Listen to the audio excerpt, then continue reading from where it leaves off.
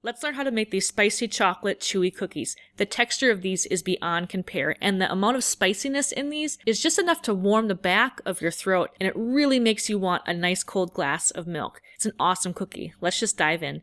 Today, I'm doing a multiple batch. I'm doubling it. Trust me, you're going to want a lot of these to share. The first step here is to roast your chili peppers. I'm roasting 5 to 6 chili peppers. To do this, I'm putting them into a 400-degree oven until they're nice and brown. From there, I'm going to pull them, let them cool off, and I'm going to grind these into a fine powder using my coffee grinder. Set that chili powder aside. The next step here is to take 8 large eggs, and let's start whipping those up.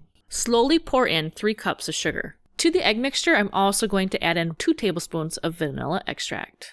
I'm going to continue to let this whip for several more minutes until it's nice and thick. Meanwhile, I'm going to take my butter and chocolate and let it melt over a double boiler. I have 5 1/4 cups of a really good quality dark chocolate and 8 tablespoons of unsalted butter. While I have my chocolate melting and my eggs whipping, I'm going to mix all of my dry ingredients together. In a bowl, I'm going to combine 1 1/2 cups of all-purpose flour, 1 teaspoon of salt, all of that nice ground up chili pepper, and 2 teaspoons of baking powder. Now that my chocolate and butter are fully melted and the eggs are nice and whipped, I'm going to slowly fold in all of that beautiful chocolate into the eggs until it's totally combined. To finish, I'm going to fold in the rest of the dry ingredients. Now when this batter is just mixed together, it's going to be really soupy. You're not going to want to use it right away. So pop it into your refrigerator at least 4 hours and we'll come back to it when it's all set up. This cookie dough has set up really well. The last step here is to simply scoop it onto a greased baking pan and get it into a 350-degree oven.